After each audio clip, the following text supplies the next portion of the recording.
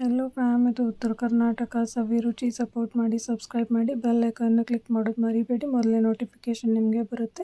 ಇವತ್ತಿನ ರೆಸಿಪಿ ಮೊಳಕೆ ಕಟ್ಟಿದ ಹೆಸರು ಕಾಳಿನ ಗ್ರೇವಿ ಮಾಡ್ತಿದ್ದೀನಿ. ಇದಕ್ಕೆ ಬೇಕಾಗಿರೋ ಐಟಮು 2 ಟೊಮೆಟೊ, 1 ಈರುಳ್ಳಿ ಉದ್ದಕ್ಕೆ ಹೆಚ್ಚಿಟ್ಕೊಂಡಿದ್ದೀನಿ, ಸಣ್ಣದಾಗಿ ಕೊಬ್ಬರಿ ಹೆಚ್ಚಿಟ್ಕೊಂಡಿದ್ದೀನಿ, ಕೊತ್ತಂಬರಿ, ಹಾಗೆ ಬೆಳ್ಳುಳ್ಳಿ, 2 ಲವಂಗ, 1 ಏಲಕ್ಕಿ, ಒಂದು ಸ್ವಲ್ಪ ಮೊಗ್ಗು ತೊಗೊಂಡಿದ್ದೀನಿ.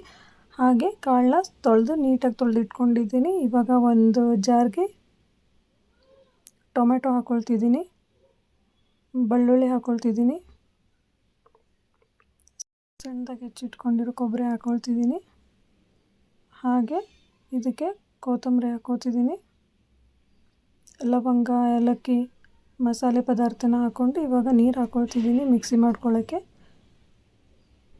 ಹಾಗೆ ಸ್ವಲ್ಪ ಜೀರಿಗೆ ಹಾಕ್ಕೊಳ್ತಿದ್ದೀನಿ.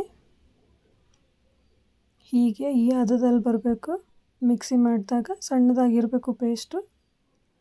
ಇವಾಗ ಒಂದು ಪ್ಯಾನ್ಗೆ ಆಯಿಲ್ ಹಾಕಿ ಉದ್ದಕ್ಕೆ ಹೆಚ್ಚಿಟ್ಕೊಂಡಿರೋ ಈರುಳ್ಳಿನ ಹಾಕ್ಕೊಳ್ತಿದ್ದೀನಿ. ಈರುಳ್ಳಿನ ಸ್ವಲ್ಪ ನೀಟಾಗಿ ಫ್ರೈ ಮಾಡಬೇಕು.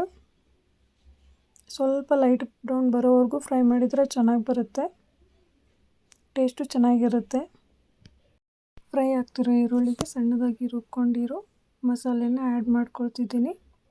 ಮಸಾಲೆ ಚೆನ್ನಾಗಿ ಹಸಿ ವಾಸನೆ ಹೋಗೋವರೆಗೂ ಕುದಿಬೇಕು. ಅದು ಕುದೀತಾ ಇರೋ ಹಾಗೆ ಇವಾಗ ಸ್ವಲ್ಪ ಇದಕ್ಕೆ ಅರಿಶಿನ ರುಚಿಗೆ ತಕ್ಕಷ್ಟು ಉಪ್ಪು, ಒಂದು 3 ಟೇಬಲ್ ಸ್ಪೂನ್ ಆಗೋಷ್ಟು ಒಣಮೆಣಸಿನ್ಕಾಯಿ ಖಾರ ಹಾಕ್ಕೊಳ್ತಿದ್ದೀನಿ. ನೀವು ಬೇಕು ಅಂದರೆ ಮೆಣಸಿನ್ಕಾಯಿನ ರುಬ್ಬಿ ಹಸಿ ಮೆಣಸಿನ್ಕಾಯಿ ಖಾರನೂ ಹಾಕ್ಕೊಳ್ಬೋದು. ಹಾಕಿರೋ ಖಾರನ ಚೆನ್ನಾಗಿ ಮಿಕ್ಸ್ ಮಾಡಿಕೊಂಡು ಇವಾಗ ಗರಂ ಮಸಾಲೆ ಹಾಗೆ ಚಿಕನ್ ಮಸಾಲೆನ ಹಾಕ್ತಿದ್ದೀನಿ. ಮೋಸ್ಟ್ ಆಫ್ ದಿ ನನ್ನ ಅಡುಗೆಗಳಲ್ಲಿ ಗರಂ ಮಸಾಲೆ ಇದ್ದೇ ಇರುತ್ತೆ. ಟೇಸ್ಟ್ಗೋಸ್ಕರ ನಾನು ಆ್ಯಡ್ ಮಾಡ್ತಾನೆ ಇರ್ತೀನಿ. ಹಾಗೆ ಕನ್ಸಿಸ್ಟೆನ್ಸಿಗೋಸ್ಕರ ನೀರು ಹಾಕಿ, ನಿಮ್ಮ ಕನ್ಸಿಸ್ಟೆನ್ಸಿ ನಿಮ್ಮ ನೋಡಿಕೊಂಡು ನೀರು ಹಾಕ್ಕೊಳ್ಳಿ. ನನಗೆ ಇಷ್ಟು ಕನ್ಸಿಸ್ಟೆನ್ಸಿ ಸಾಕು, ಅದಕ್ಕೆ ಒಂದು ಸ್ವಲ್ಪ ನೀರು ಹಾಕ್ಕೊಂಡಿದ್ದೀನಿ. ನೀರು ಹಾಕಿ ಅದನ್ನೆಲ್ಲ ಚೆನ್ನಾಗಿ ಮಿಕ್ಸ್ ಮಾಡ್ಕೊಳ್ಬೇಕು.